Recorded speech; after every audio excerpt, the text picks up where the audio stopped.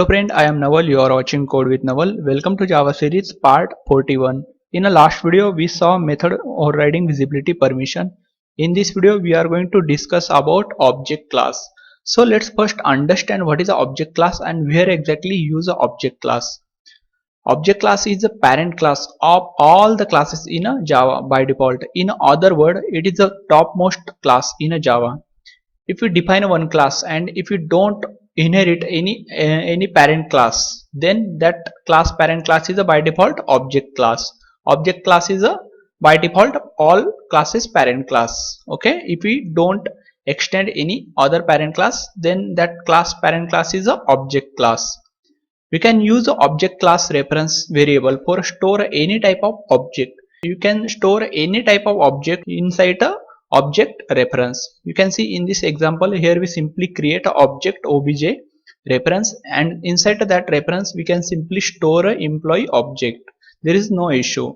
Object class provides some common behavior that we can use in all object. Example, compare two object. Here we have a two object and we want to compare those object. Object provide those functionality, those common functionality, and we can say common behavior. So cloning object also provide a object class. Okay. In this diagram you can see here we have a object class and here we have a all classes, boolean, character, all these wrapper classes. At the same time we have a thread, we have a throwable, exceptional classes, we have a system classes, we have a string classes. All these classes, this all classes extending by default object class, because this all classes we don't define these classes. This is a inbuilt classes. All these inbuilt classes extending by default object class. Or if you declare any class and we don't extend any parent class, that class by default extending object class. Okay, this object class is the topmost, or we can say this object class is the topmost parent class in any class. Okay, if anyone ask, any interviewer ask what is the object class, or if any interviewer ask what is the topmost or topmost parent class, then you can simply tell them object class is a topmost parent class. Okay, here we have some common method object class provide. Here we have a get class. Okay, object class provide this common method. We can use those common method for performing a operation. Here we have a get class. This get class simply provide that class name. Okay, fully qualified class name. We will see in a practically. Okay, let's see all this common functionality in a practically. I'll simply open Eclipse and I'll simply create here one class. Okay, let's create here class part 41. Okay, let's create here part 41 and I'll simply define here main method. Okay, let's define here main method and I'll simply create object class object obj equal to new object. Okay, you can see here we simply create a object class object. Now I want to check this object class is an inbuilt class. Now I want to check how many methods present inside this object class. For that I'll simply press control in a keyboard control and I'll simply hover mouse here, and here we got two options, open declaration and open implementation. Now I want to open here declaration. If I click here declaration, then this object inbuilt class open and we can see here this all functionality, all present code inside this object class. You can see here we have some methods inside object class. You can see here we have a get class method, here we have a hash code method, here we have a equal method. All these method present inside this object class. But in your case, if you don't configure for this, for opening this file, we have to perform some configuration. In this your case, you don't perform that configuration, then you got here some error and you got here attach source file. Okay, I'll show that also. Here you can see this one is a different workspace. I'll simply open two workspace. I configure this this functionality for this workspace, but I didn't configure that functionality for this workspace. Let's perform here configuration. If I open here declaration, you can see here we got this error message, or we can say this message class file editor. Here we got attach source. Okay, so how can we attach source? For that configuration you have to simply open this window tab. You can see here we have a different tabs. Here we have a window tab. Simply open that tab, and here we have a preferences. Simply open this preferences, and you can see here we have a Java option. Simply expand this Java option, and here you can see here we have a installer JRE, and we have to add here we have a already JRE. Here we have to add a JDK. Okay, how can we add that? Simply add, and we have to know, and simply standard VM and press next. Here we need to know, we have to know where exactly our Java folder. Okay, we have to search that folder. I'll simply search that folder. Here this PC, inside of this PC here we have a C folder. Inside a C folder you can see simply program file. Inside a program file here we have a Java folder. Inside a Java folder there we have a two folders. One is a JDK and another one is the JRE. Already here configure a JRE, but we need a JDK for showing a source code. Here we have to select JDK. Let's select that JDK and hit OK, and you can see all this jar file loading. Okay, you can see all these JDK files loaded here. Simply hit the finish button. Okay, let's hit the finish button, and let's select here, instead of JRE, let's select here JDK and apply and close. Okay, and now let's try to open this. You can see again we are getting same error. Let's refresh this. I'll simply refresh. Okay, let's refresh this, and let's try one more time. I think we need to restart this workspace. I'll simply restart this workspace. Okay, let's restart this workspace. Now our Eclipse is restarted. Now let's check this time it will work or not. You can see this is not working till now. I'll simply perform some other operation. I'll simply click this attach source and try to find the external location. I'll simply attach that file or attach directly that external folder. I'll simply search that folder in our C drive. You can see here in a C drive we have this JDK folder. I'll simply select this folder and hit the OK button and hit here OK. Okay, it's throwing error. Now let's try to open this. I'll simply open this, and you can see here we got this object.class file, and here we got all this code. Okay, let's move our main workspace. Here this is our main workspace. So in this way we can simply configure, and we can simply show the inbuilt code. Whatever Java provided inbuilt code, we can show that code as well. If you want to show, if you want to see, then we can simply see that code. Simply configure that JDK file, and we can simply see that inside a code, inside a Java code. Okay, I'll simply open this declaration, and here we have a get class method.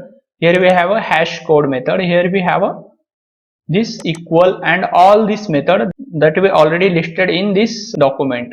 Here we have a first get class method. Let's see what operation perform, what output get the get class method. I'll simply type here system.out.println, and I'll simply obj.getClass. Okay, let's obj.getClass, and I'll simply run this. You can see here we got this fully qualified name, fully qualified class name. This is a package name java.lang. This one is the package name, and this object is the class name. For getting any object fully qualified name, we can simply use a get class method that present inside the object class. Okay, let's copy paste. The next method is the hash code. Let's check what is the use of hash code method. I'll simply remove this dot hash code. Okay, let's save, and let's run. Here you can see here we got this object hash code value. Here you can see this object hash code value. Okay, let's one more time copy paste. The third method is equal method. This equal method used for a comparing two object. Okay, I will simply use here, and this one is a return true or false. Okay, let's add here equal method. Here we need to pass one more object. Okay, this two object is the equal, then this will give the true value. Okay, you can see here this one is the true value. Now I'll simply create this part 41 class object. I'll simply create here pt equal to new part 41. part 41. Now let's check these two object is equal or not. I'll simply add here pt. Okay, let's add here pt and run this. You can see here we got false because these two object is different. These two object is not equal. That's why here we are getting false. Now then we have a clone. This clone we already saw in a part 10. Okay, if you want to see this how can we clone object, then you can watch this series part 10 and you got there your expected output. Then we have a toString. toString is simply providing a class name with a hash code, hash value. Okay, let's add here toString. I'll simply add here toString and first toString we pass. Okay, let's add here dot toString and second toString we create for our part class. Okay, toString. Okay, you can see here for both class we got a different address. You can see first we simply print toString in an object class. Here simply package name, then class name, then this ASCII value. Okay, in a second here we simply pt. This one is a simply package name, this demo is our package name, then class name, then @ this hash code value, or we can say ASCII value. Okay, in this way we can use all this method for get class, for getting a fully qualified name, hash code for getting hash value equal to string. Okay, now we have some other method also. Now notify all, wait, all this method belonging to the thread concept. We will cover all this method practically in a thread video, upcoming videos. There we cover thread concept. For now let's see the theoretically all this method. Notify method is used for a wake up single thread. Notify all, it's used for a wake up all thread. Here we have a wait with getting a single parameter long timeout. Here we have a wait with getting a 2 parameter timeout second with a nanosecond.